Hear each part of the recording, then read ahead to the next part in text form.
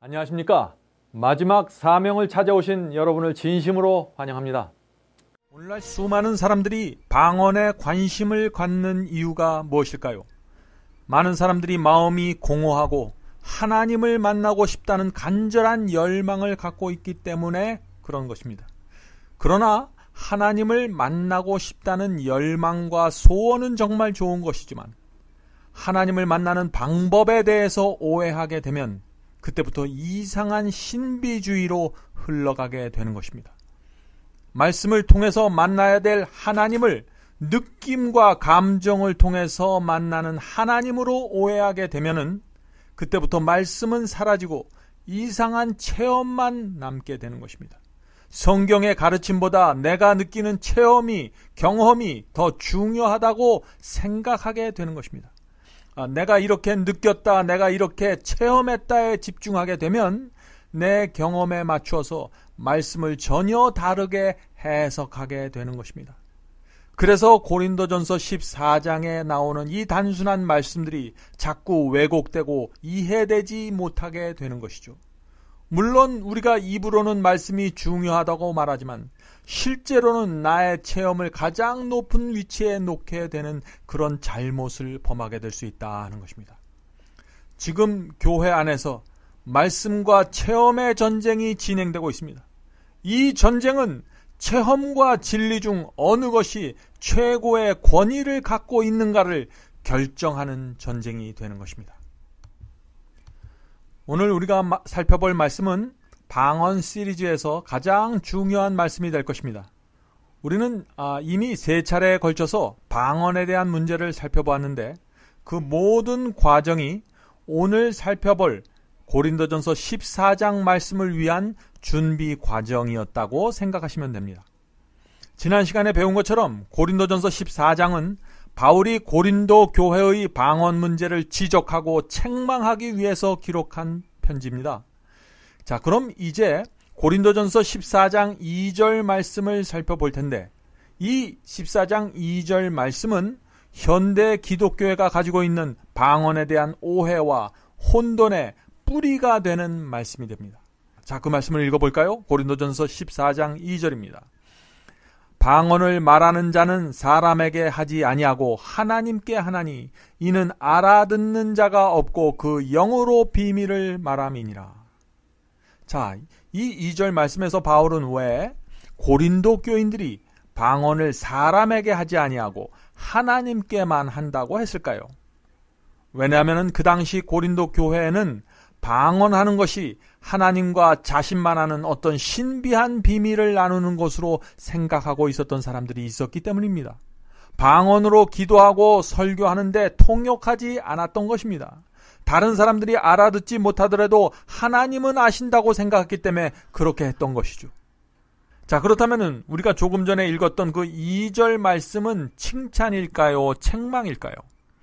분명한 사실은 바울이 고린도전서 12장부터 시작해서 14장이 끝날 때까지 그 은사장 전체에서 알아듣지 못하는 방언에 대해서 칭찬한 것은 단 한 번도 없다는 것입니다. 바울은 고린도 교인들이 하던 방언, 알아듣지 못하는 방언에 대해서 매우 부정적이었습니다. 그런 흐름 속에서 우리가 이 2절을 살펴볼 필요가 있다는 것입니다. 자, 그런데 킹 제임스 성경으로 이 2절 말씀을 살펴보면은요, 그 뜻이 더 분명해집니다. 자, 킹 제임스 성경을 볼까요? 킹 제임스 성경에는 이렇게 번역되어 있습니다. 알아듣지 못하는 방언으로 말하는 자는, 여기서 알아듣지 못하는 방언 해갖고 unknown tongue이라고 되어 있습니다. 알아듣지 못하는 방언으로 말하는 자는 사람들에게 말하지 아니하고 하나님께 말하나니 아무도 그의 말을 이해하지 못하나 그의 영 안에서 신비들을 말하느니라. 자, 바울은 왜 고린도 교회의 방언을 아무도 이해하지 못한다고 했을까요? 그 이유는 분명합니다. 그들이 통역하지 못했기 때문에, 그들이 통역하지 않았기 때문에 이해하지 못했던 것입니다. 그래서 2절 이후에 바울은 계속해서 5번 이상이나 통역하라 하는 메시지를 주고 있는 것이에요. 심지어 통역자가 없으면은 교회에서 아예 방언을 하지 말라고 했습니다. 그 말씀이 고린도전서 14장 28절에 있죠. 만일 통역하는 자가 없거든 교회에서 잠잠하고. 자, 이 상황을 여러분들 좀 이해해 보시기 바랍니다. 한국 사람이 미국인 교회에 가서 한국어 방언으로 설교하면, 한국말로 설교하면 어떻게 될까요? 그 미국 사람들 아무도 알아들 수 없을 것입니다. 그냥 신비로 남겨지게 될 것입니다. 미국 사람들이 그냥 한국인 목사의 한국말 설교를 들으면서 저 사람이 지금 무엇을 말하고 있는가 하실까 하고 신비롭게 바라볼 것입니다. 통역자가 없이 설교하면 그렇게 되는 것이죠. 그러므로 우리가 2절을 풀어서 설명하면 이런 내용이 되는 것입니다. 너희들이 아무리 방언을 해도 통역하지 않으면 아무도 이해할 수 없다. 주변에 방언을 듣는 사람들이 아무리 많이 있을지라도 너 혼자서 말하는 것과 마찬가지다. 너희들의 방언은 사람들에게 하는 것이 아니야. 왜냐하면 듣는 사람들이 이해하지 못하고 아무런 도움도 받지 못하기 때문이지. 물론 너희가 통역 없이 방언을 해도 하나님께서는 알아들으시겠지. 그러나 그것은 너 혼자서 하나님께 신비를 중얼거리는 것이지 사람들과는 아무런 상관이 없단다 라고 지금 바울이 그 고린도 교회 교인들에게 말하고 있는 것입니다. 사랑하는 성도 여러분, 이 고린도전서 14장 2절 말씀은 아주 심한 책망의 말씀입니다. 모든 은사는 사람을 향해서 이루어지는데 왜 방언만 하나님을 향해서 신비를 나누는 것이라고 생각하느냐라고 고린도 교인들을 책망하는 말씀입니다. 2절 말씀은 아무도 알아듣지 못하는 방언을 해서 신비한 분위기에 빠져서 마음을 뜨겁게 하라는 뜻이 결코 아닙니다. 자, 2절에서는 바울이 알아듣지 못하는 방언을 사람들에게 말하지 아니하고 하나님께 말하나니 아무도 그의 말을 이해하지 못하나 그가 영 안에서 신비들을 말하느니라 라고 표현했습니다. 그런데 이 똑같은 말씀을 9절에서는요, 바울이 또 다르게 표현해 줍니다. 9절에서는 똑같은 말을 허공에다 너희들이 왜 말하냐라고 지금 말합니다. 혼자서 하나님께 말하는 것은 허공에 말하는 것과 같은 것이다 라고 책망하는 것이죠. 자, 이 2절 말씀을 9절에서 바울이 어떻게 말했는지 한번 여러분들 들어보시기 바랍니다. 고린도전서 14장 9절입니다. 이와 같이 너희도 혀로서 알아듣기 쉬운 말을 하지 아니하면 그 말하는 것을 어찌 알리오? 이는 허공에다 말하는 것이라. 얼마나 분명한 말씀입니까? 방언도 은사이기 때문에 하나님께서 은사를 주신 목적, 즉 복음을 전파하고 다른 사람들을 위해서 봉사하는 그것으로부터 벗어나서는 안 되는 것입니다. 그 목적에서 벗어나면은 그것은 하늘에서 내려온 은사가 아닙니다. 그러므로 아무도 알아듣지 못하는 방언을 하는 것은 홀로 무아지경에 빠져서 즐기는 그저 감정놀이에 불과할 뿐입니다. 자, 고린도전서 14장 4절 말씀을 볼까요? 14장 4절입니다. 방언을 말하는 자는 자기의 덕을 세우고 예언하는 자는 교회의 덕을 세우나니. 자, 이 말씀을 이용해서 오늘날 방언을 설교하고 강조하는 많은 사람들이 방언은 자기의 덕을 세우는 것이라고 말합니다. 다시 말해서 방언은 내 자신의 경건을 위한 수단이라고 말하고 있는 것입니다. 정말 그럴까요? 진짜 은사는 내 자신을 세우는 것이 아니라 교회를 세우는 것입니다. 하나님께서 주신 모든 은사들은 복음 전파와 봉사를 위해서 주신 것입니다. 교회를 세우기 위해서 주신 것입니다. 그런데 이상하게 방언만 나의 덕을, 자기의 덕을 세우기 위한 것이라고 그렇게 말하고 있는 것입니다. 오늘날 많은 사람들이 말이죠.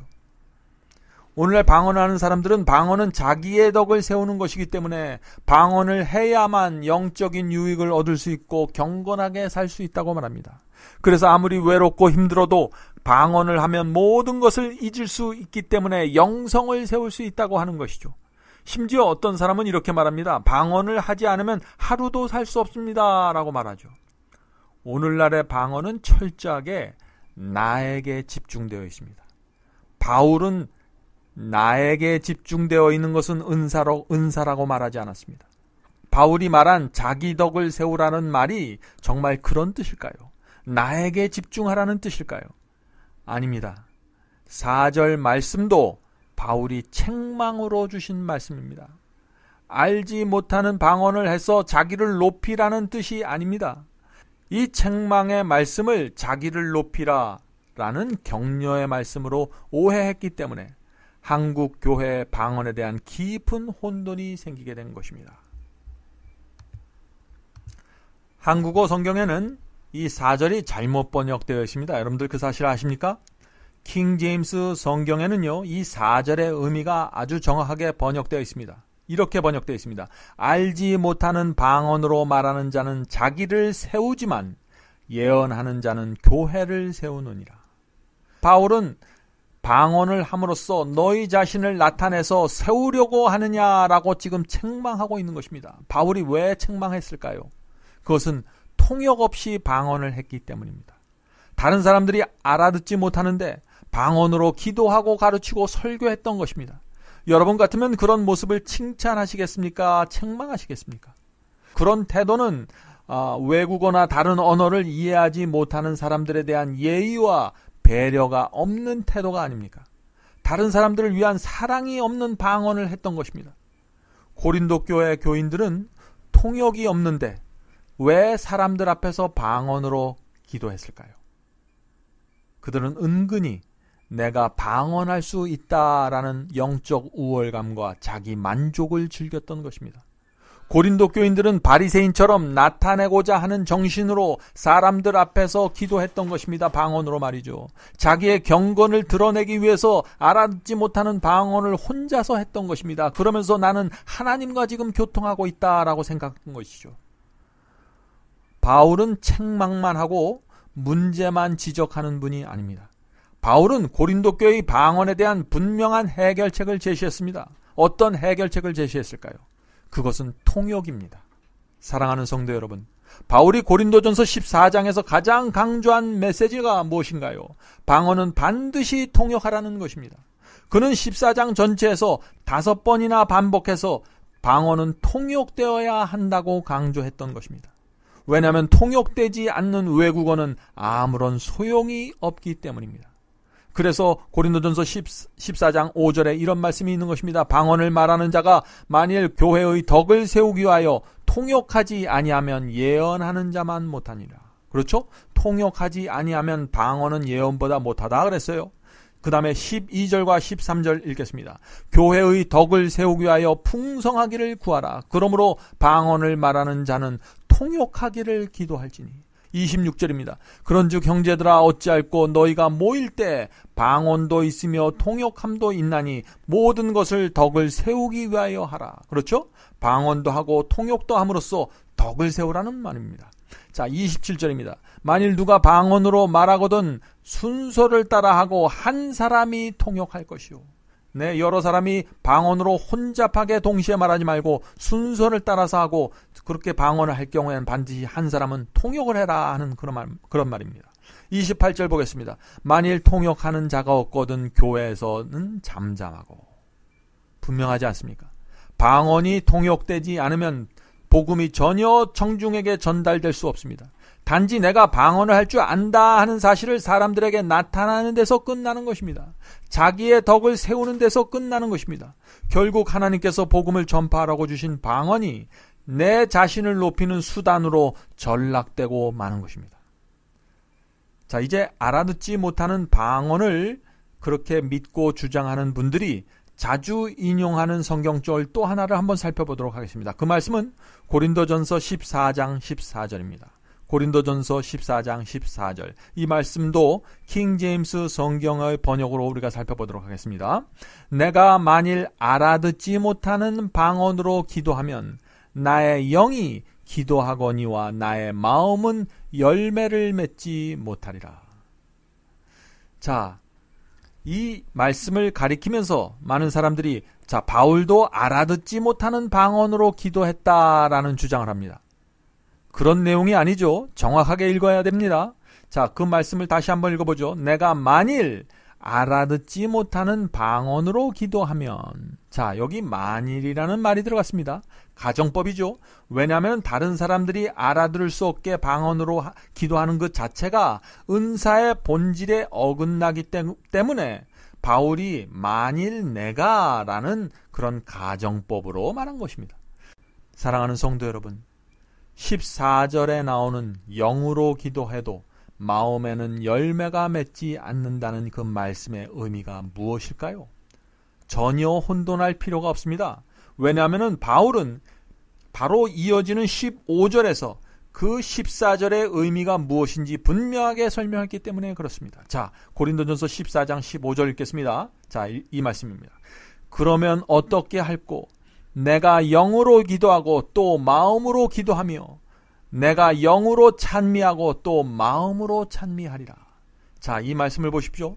이 말씀에서 우리는 바울이 영과 마음을 동일한 것으로 설명하고 있음을 분명히 알 수 있습니다. 바울은 영으로 기도하는 것은 곧 마음으로 기도하는 것이라고 했습니다. 또 영으로 찬미하는 것은 곧 마음으로 찬미하는 것이라고 했습니다. 다시 말해서 영 이퀄 마음입니다. 영과 마음은 하나입니다. 분리된 것이 아니라 하는 것입니다. 그러므로 영으로 기도하면은 마음의 열매가 맺히는 것이 당연한 것입니다. 그러나 고린도 교인들은 다른 사람들이 알아듣지 못하는 방언을 하기 때문에 흡족한 열매를 마음에 맺을 수 없었던 것입니다. 그래서 바울이 이렇게 말한 것이죠. 너희가 아무리 방언으로 기도해도 알아듣지 못하면은 열매를 맺지 못하기 때문에 아무런 소용이 없다라고 지금 책망한 것입니다. 자, 마음과 영의 관계에 대해서 리처드 게핀 박사는 이렇게 설명했습니다. 리처드 게핀의 성령 은사론 91페이지 93페이지에 있는 기록입니다. 바울의 서신에서 마음과 영은 근본적으로 동의어이다. 아니 적어도 이 두 용어는 인격이 서로 대치되는 별개의 부분이 아니라는 것을 보여준다. 성경은 인간 전체를 다루고 있다. 인간의 마음과 뜻과 혼과 힘을 다해서 하나님을 사랑하는 것과 새로워진 마음으로 자아 전체를 하나님께 바치는 것을 다루고 있는 것이다. 자, 그렇다면은 영으로 기도하는데 마음에는 열매가 맺히지 않는다고 한 이 말씀이 무슨 뜻인가요? 어떤 상태를 실제적으로 말하는 것인가요? 영과 마음이 분리되어 있는 상태를 뜻하는 것입니다. 영으로 기도하는데 마음에는 열매가 맺히지 않는다는 것은 영과 마음이 분리된 상태를 뜻하는 것입니다. 어떤 상태입니까? 최면이나 환각 또는 마취 상태가 그런 상태입니다. 그런 상태에서는 자기가 하는 것을 자신이 모릅니다. 자신의 의도와는 상관없는 말을 하고 상관없는 행동을 하게 되는 것이죠. 실제로 방언을 하는 많은 사람들이 자신이 의도하지 않는 소리나 음을 내는 것입니다. 또 무슨 말을 하는지도 자신이 모르는 것입니다. 어떤 사람은 자신이 방언을 했던 사실조차도 기억하지 못합니다.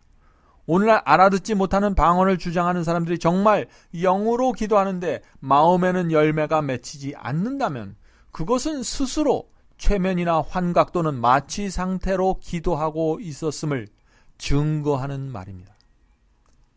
바울은 18절, 19절에서 다시 14절의 의미를 정확하게 보여주면서 책망합니다. 자, 그 말씀을 읽겠습니다. 18절, 19절입니다. 내가 너희 모든 사람보다 방언을 더 말함으로 하나님께 감사함으로.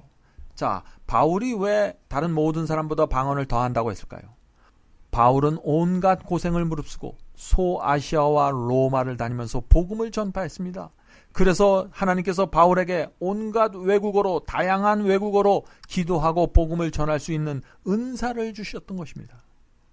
자, 계속해서 말씀 읽겠습니다. 그러나 교회에서 네가 남을 가르치기 위하여 깨달은 마음으로 5마디를 하는 것이 1만 마디 알아듣지 못하는 방언으로 말하는 것보다 나으니라.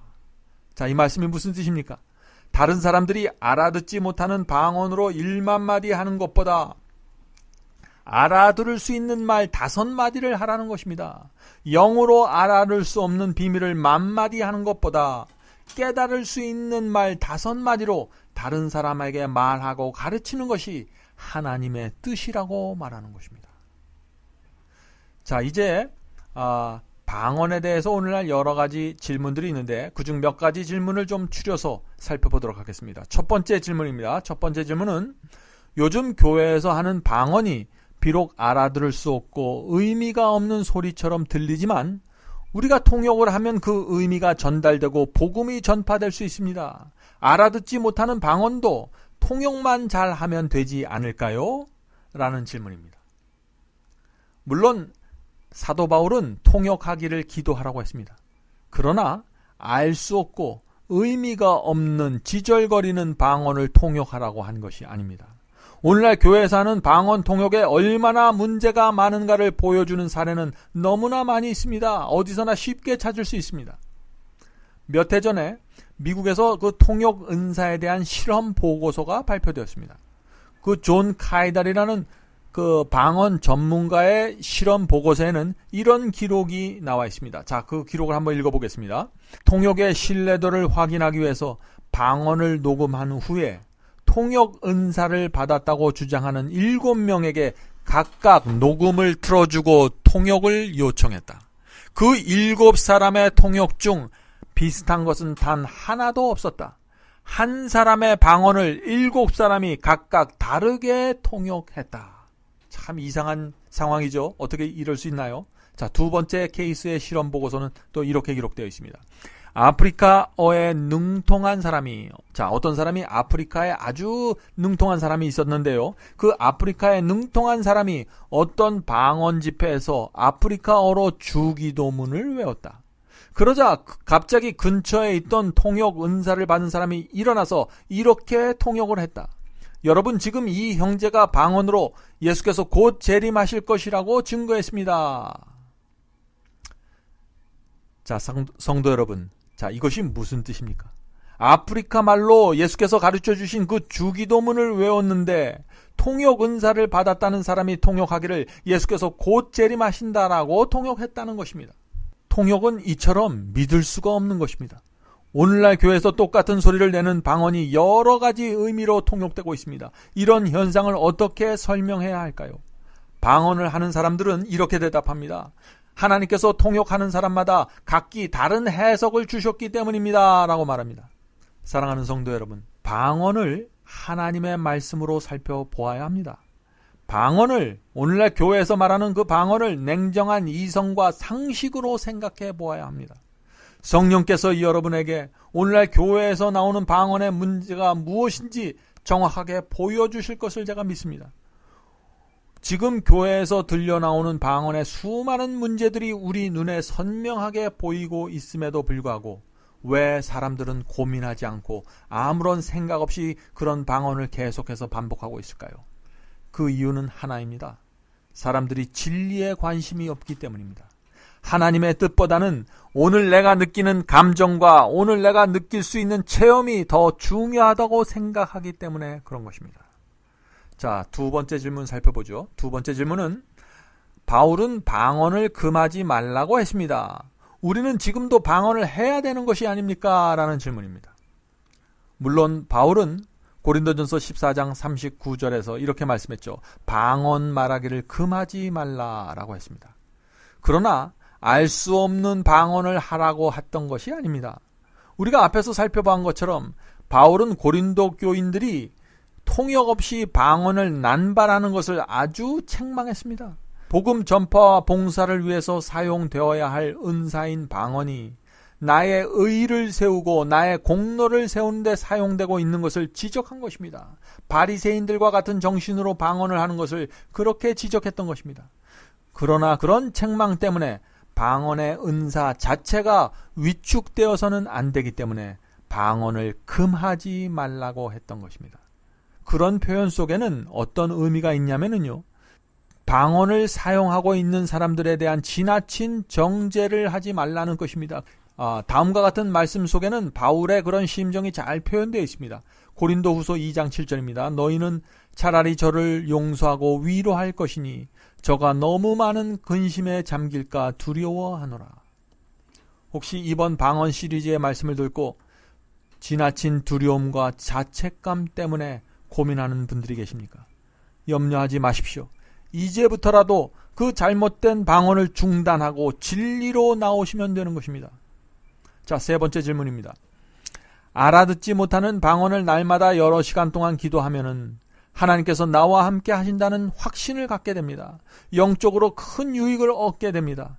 방언을 해서 내가 경건해지면은 곧 그것이 교회의 덕이 되고 교회를 세우는 일이 되는 것이 아닙니까? 라는 질문이죠. 오늘날 이런 질문을 하는 사람들이 정말 많이 있습니다. 경건하기 위해서 방언으로 기도해야 한다면 예수님은 하루 종일 방언 기도를 하셔야만 했을 것입니다. 왜냐하면 예수님처럼 사단의 유혹과 시험을 많이 받으셨던 분이 없기 때문이죠. 예수께서 방언으로 기도했다는 말씀이 성경에 나옵니까? 사복음 전체를 봐도 예수께서는 항상 정확한 언어로 하늘의 가르침과 복음을 사람들에게 전했습니다. 예수께서 제자들에게 가르쳐 주셨던 그 주기도문도 모든 사람들이 듣고 이해할 수 있는 언어로 되어 있습니다. 사도 바울이 방언은 반드시 통역되어야 한다고 강조했음에도 불구하고 왜 많은 사람들이 그 말씀을 무시할까요? 왜냐하면 내가 경건해지는 것이 곧 교회를 세우는 것이다 라는 그 거짓 가르침에 빠져 있기 때문입니다. 모든 은사는 다른 영혼을 위해서 수고하고 애쓰는 은사인데 방언만큼은 나를 위한 은사라고 가르치는 그런 신학이 바로 방언 신학이기 때문에, 그런 신학에 빠져 있기 때문에 사람들이 기만의 늪에서 빠져나오지 못하는 것입니다. 여러분은 왜 방언하기를 원하십니까? 왜 노력하고 봉사하고 땀을 흘리며 수고하는 은사보다는 사람들 앞에서 능력이 즉각적으로 나타나는 방언에 그렇게 관심을 가지십니까? 오늘날 현대 교회는 방언에 대한 탐욕을 불러일으키고 있는 것입니다. 사랑하는 성도 여러분, 우리 정직해져야 합니다. 랄랄라 방언으로 하루에 3시간씩 기도하면 정말 경건해집니까? 날마다 방언을 해서 실제적으로 얻어진 경건의 열매가 무엇인가요? 전에는 하나님의 말씀과 계명에 순종하지 않았는데 이제는 방언을 하기 때문에 충성스러운 삶을 살고 계십니까? 전에는 돈을 사랑했는데 이제는 랄랄라 방언을 하니까 재물을 가난한 자와 병든 자를 위해서 사용하게 되었습니까? 전에는 세상을 사랑했는데 이제는 복음을 위해서 삶을 바치고 계십니까? 전에는 습관적인 죄에 묶여 있는데 이제는 죄로부터 해방이 되었습니까? 여러분들은 방언을 함으로써 그렇게 실제적인 경건의 열매를 얻었습니까? 방언을 하는 많은 분들이요, 이렇게 고백을 합니다. 방언을 하기 이전과 달라진 것이 전혀 없습니다 라는 고백을 하는 것입니다.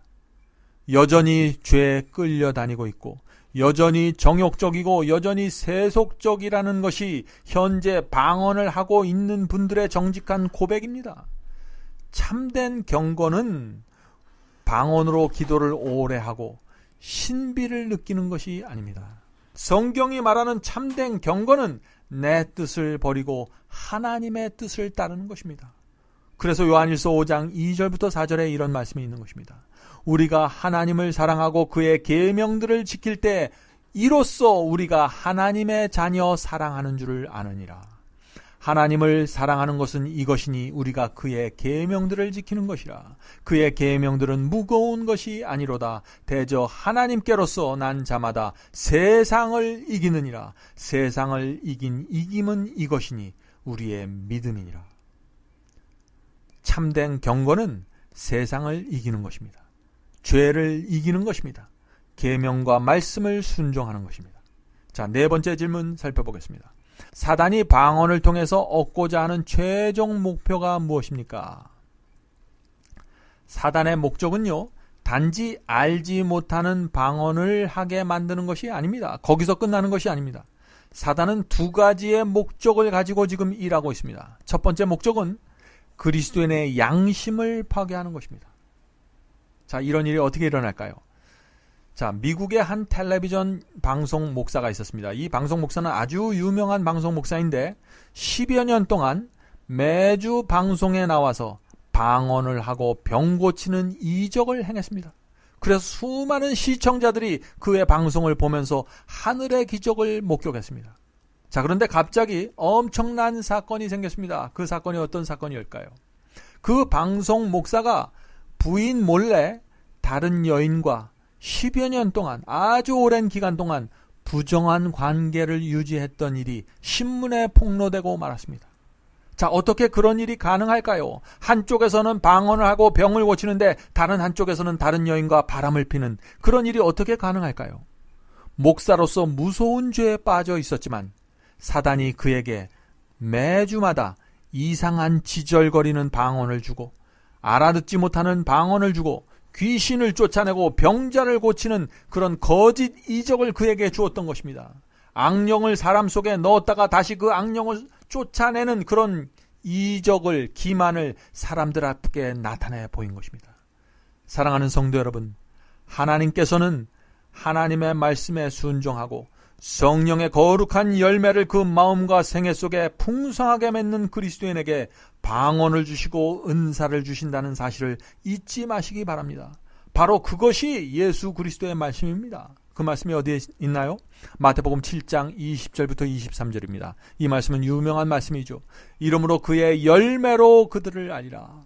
그 마음과 생애에 맺히는 열매로 그들을 분별할 수 있다는 것입니다. 그의 열매로 그들을 알리라. 나더러 주여 주여 하는 자마다 천국에 다 갈 것이 아니요 다만 하늘에 계신 내 아버지의 뜻대로 행하는 자라야 들어가리라. 그날에 많은 사람이 나더러 이르되 주여 주여 우리가 주의 이름으로 선지자 노릇하며 주의 이름으로 귀신을 쫓아내며 주의 이름으로 많은 권능을 행치 아니하였나이까 하리니 그때 내가 저에게 밝히 말하되 내가 너희를 도무지 알지 못하니 불법을 행하는 자들아 내게서 떠나가라 하리라.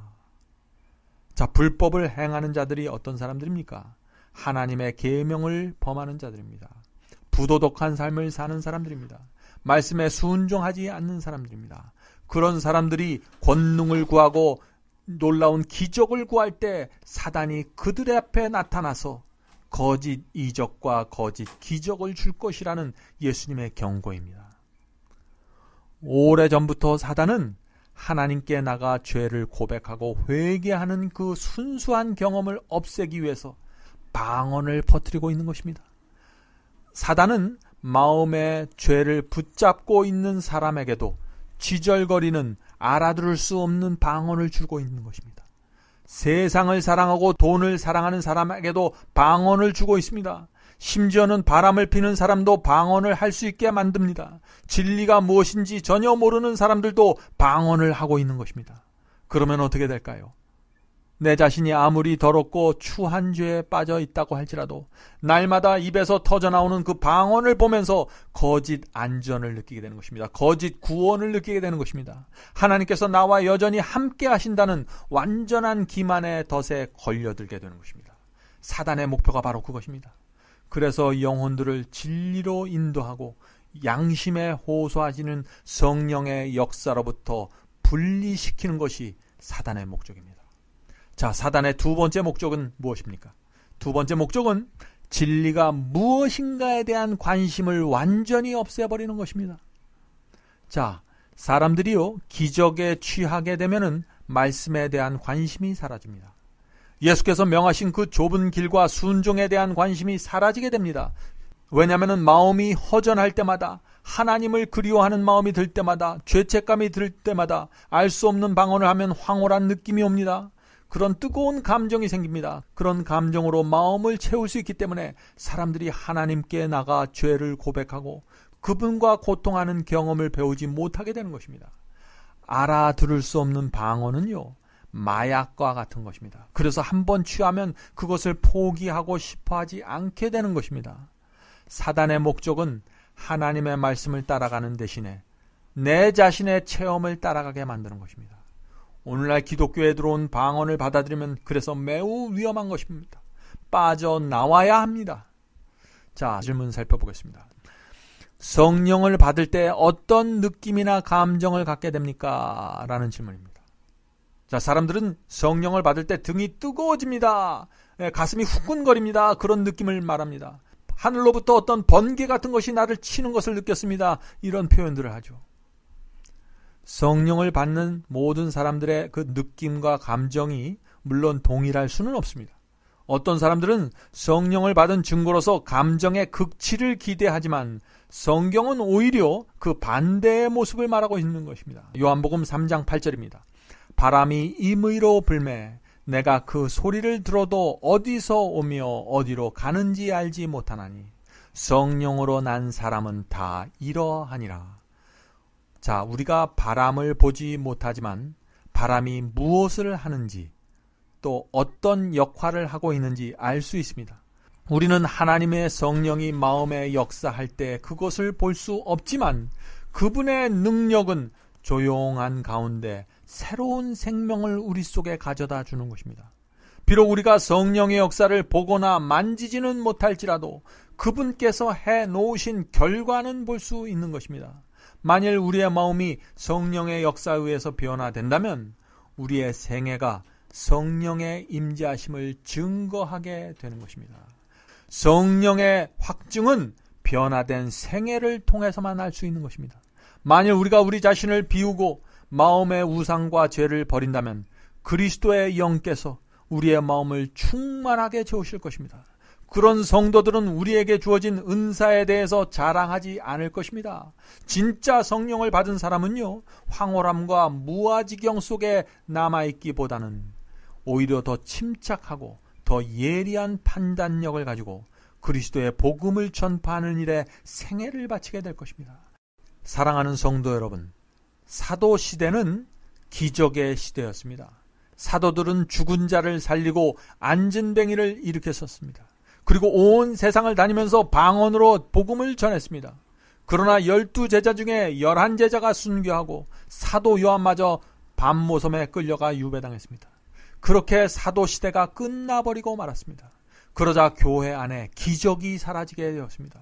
물론 그 이후에도 여기저기서 조금씩 특별한 상황 속에서 기적이 일어났지만 초대 기독교에 나타났던 그런 현저한 기적들은, 그런 현저한 방언의 역사들은 더 이상 나타나지 않았습니다.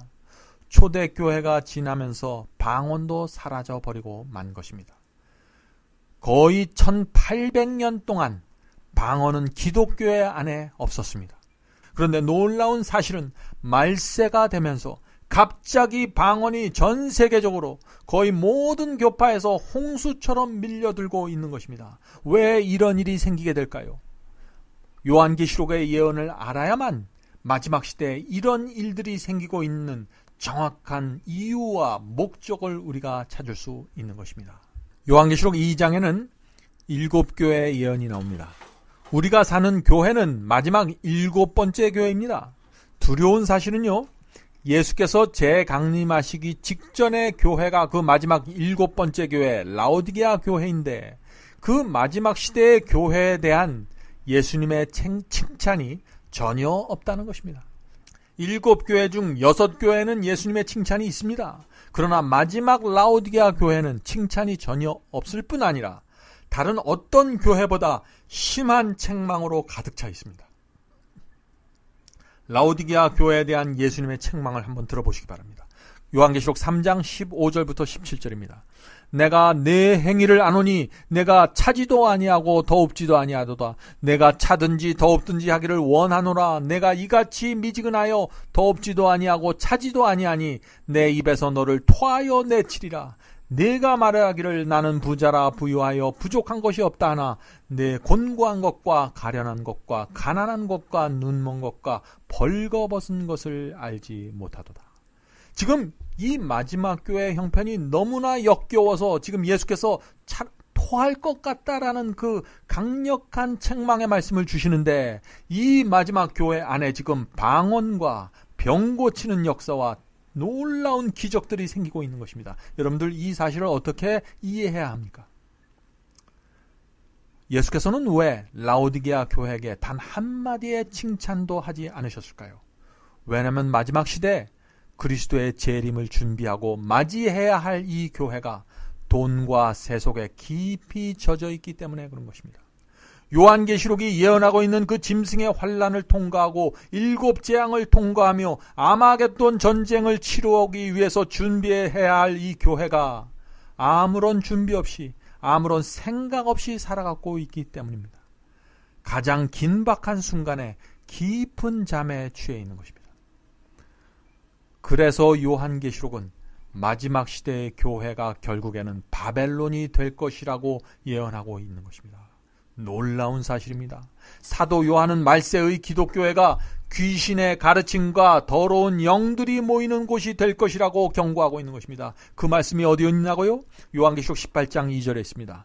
18장 2절입니다. 무너졌도다 무너졌도다 큰 성 바벨론이요 귀신의 처소와 각종 더러운 영에 모이는 곳과 각종 더럽고 가증한 새의 모이는 곳이 되었도다. 지금 이 바벨론이 되어가고 있는 기독교회가 결국엔 무너지게 될 것이다 하는 얘기죠. 왜 무너지나요? 귀신의 처소와 각종 더러운 영들이 모이는 곳이 되어버리고 말았기 때문에 그런 것입니다. 요한계시록이 말하는 말세의 교회 모습이 무엇인가요? 초자연적인 현상과 이적으로 가득 찬 교회를 말하고 있는 것입니다.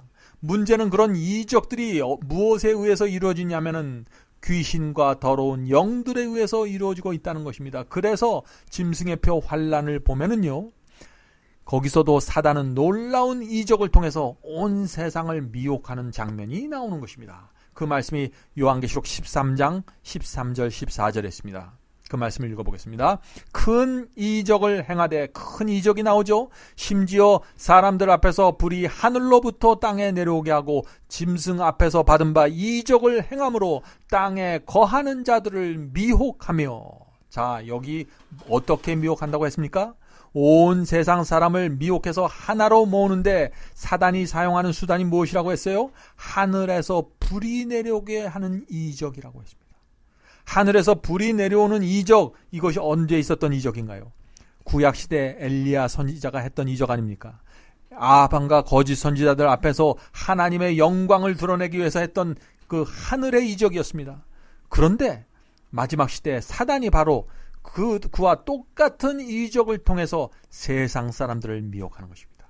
거짓 선지자들을 통해서 말이죠. 사람들은 불이 하늘에서 내려온 이적을 보면서 거짓 선지자들을 하늘이 보낸 사자들로 받아들이고 환호하게 될 것입니다.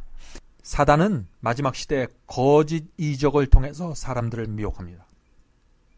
온 세상을 이렇게 미혹하는 사단의 전략은 아마겟돈 전쟁에서도 똑같이 이루어지게 됩니다.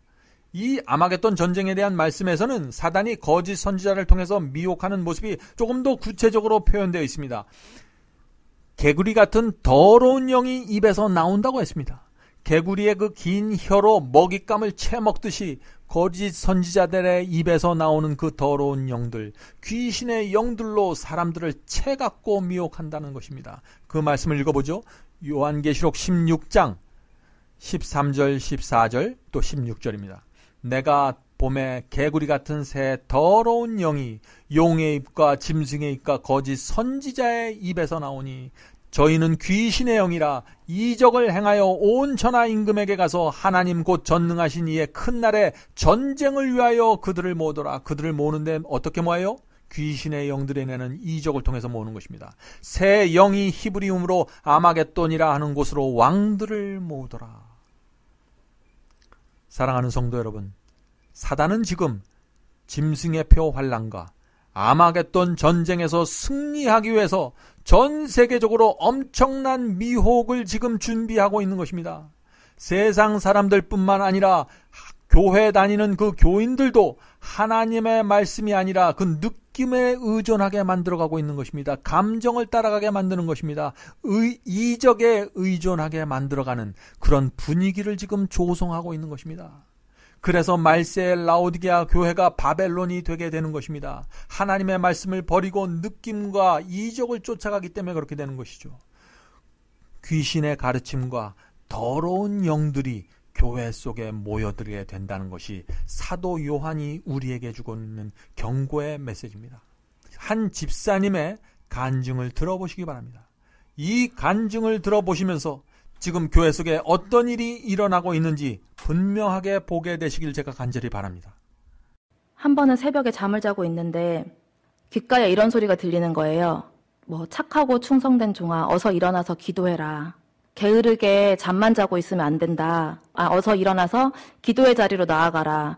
내가 너의 기도를 들을 거고 너의 기도가 필요하다. 이런 말이 들려서 계속 반복해서 들리니까 이상해서 일어나서 시계를 봤더니 새벽 4시였어요. 그때 속으로는 생각에 하나님께서 새벽 기도 가라고 나를 깨워주시는구나. 그래서 이제 얼른 준비하고 새벽 기도를 갔고 그 새벽 기도 자리에서 제가 방언을 받았어요. 방언을 받고 제 입에서 그냥 제가 의도하지 않는 단어들이 막 입에서 나오는 거예요. 기도를 하고 있는 가운데 무슨 뭐 야바리 싸바리 뭐 아바리 싸바 막 이러면서 계속 그 말들이 반복이 되면서 입에서 이상한 말이 나오니까 순간 눈을 떴는데 옆에 계시던 집사님이 저를 보시면서 그렇게 교회 열심히 다니고 활동도 열심히 하고 하더니 하나님께서 방언의 은사를 주신 것 같다. 축하한다고 더 열심히 기도하라고 주시는 방언이다. 이러셔서 저도 이제 속으로는 다른 사람들은 몇 년씩 교회를 다니고 이러면서 들어도 방언의 은사를 구해도 못 받은 사람들도 있다고 하는데 저는 이렇게 빨리 받는구나. 정말 내가 좀 특별하구나. 그렇게 으쓱하면서 기분도 좋아졌기도 했었고 약간 교만한 마음도 있었던 것 같아요. 그러면서 방언 기도를 제가 한 3, 4개월 정도를 계속했고 그동안에 제가 맡은 일도 되게 잘 풀렸고 어린이집에서는 원장님한테도 인정받고 부모님들도 되게 이 선생님 되게 잘하는 선생님이다. 모든 일들이 다 잘 풀렸기 때문에 정말 나는 하나님한테 복을 받는 사람이구나. 다른 사람들은 신앙생활을 조금 더 열심히 부족했기 때문에 나는 늦게 시작해도 이렇게 복을 받는데 다른 사람들은 못 받는구나. 그렇게 생각하면서 지내다가 우연한 기회에 이제 대학 동기생인 다른 친구가 직장을 옮기려고 한다 하면서 점집에를 같이 가달라고 하는 거예요. 근데 저는 교회를 다니니까 가면 안 된다고 갈 수 없다고 했더니 그 점집에 가면 교회 다니는 사람들은 점쟁이가 알아보고 나가라고 하든지 그렇게 한다더라. 너도 이번 기회에 한번 그렇게 해보면 어떻겠냐. 검증하는 시간으로. 이제 저도 그럴 수도 있겠다 하는 마음에 이제 그럼 같이 가보자 하고 확인도 받고 싶었고요. 정말 하나님이 나랑 같이 하시니까 내가 복을 받는 거니까 가면 당연히 나가라고 하든지 욕을 하든지 뭘 하겠지. 그럼 내가 정말 동행하는지 보이겠지. 그래서 따라갔어요. 따라갔는데 들어서는 순간 웅성거리면서 말소리가 되게 많이 들리길래 무서운 생각이 들어서 저는 속으로 방언 기도를 하면서 들어갔거든요. 방언 기도를 하면서 들어가서 자리에 앉으려고 하는데 점쟁이 아주머니가 앉아서 저랑 친구를 번갈아 보시더니 저를 보고 웃으시는 거예요. 반갑게 웃으셨어요. 정말 해맑게 웃으시더니 앉자마자 이제 그만하라고. 지금 충분히 와 있다고. 무슨 말인지 몰라가지고 멍하게 보고 있는데 그 점쟁이 아줌마가 중얼중얼 말씀을 하시는 거예요. 아바, 싸바, 제가 하던 방언 소리였어요. 그 소리를 하시면서 이거 너가 아까부터 말하고 있던 거 맞지? 지금 엄청 몰려있으니까 그만하라고. 이거 귀신들 부르는 소리라고. 너무 놀랐어요, 그때. 방언이라고 받은 줄 알았는데 그게 귀신들을 불러 모으는 주문이래요.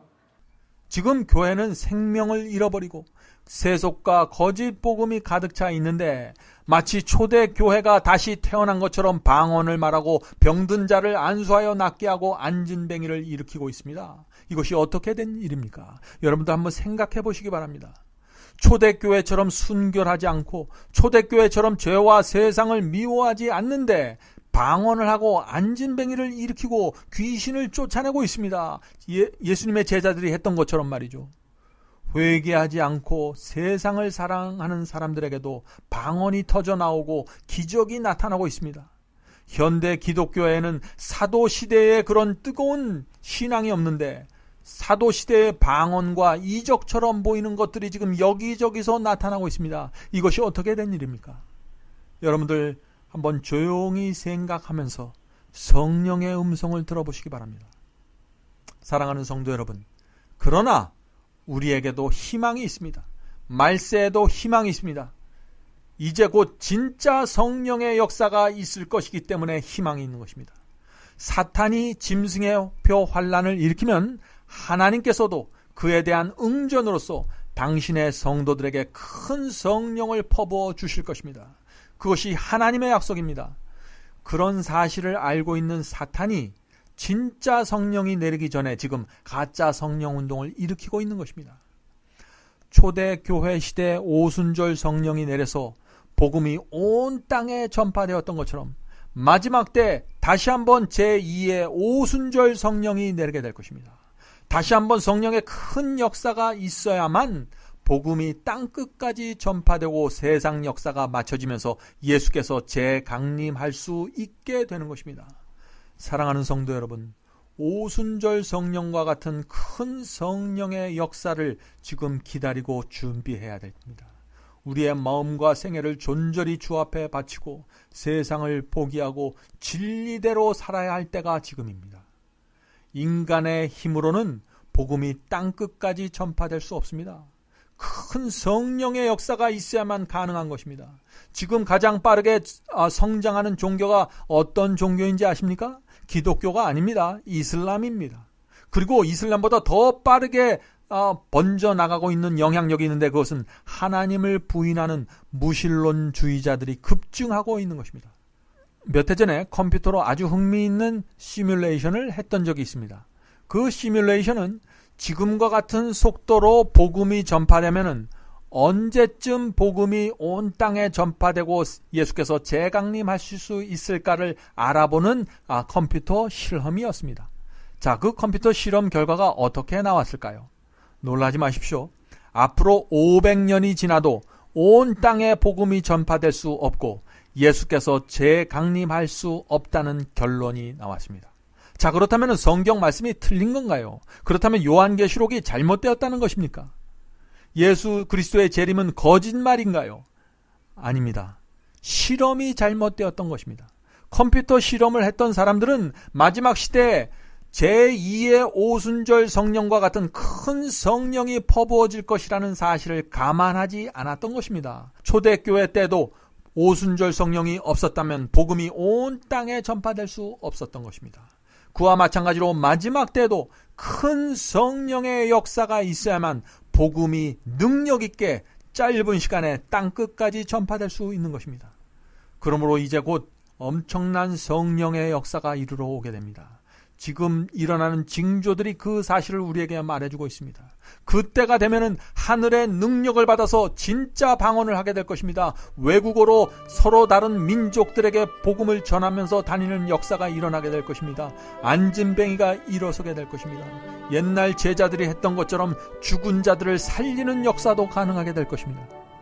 사단은 지금 진짜가 오기 전에 가짜를 교회 안에 넣어서 미혹하고 있는 것입니다. 그럼 다음 시간에 다시 찾아뵙겠습니다.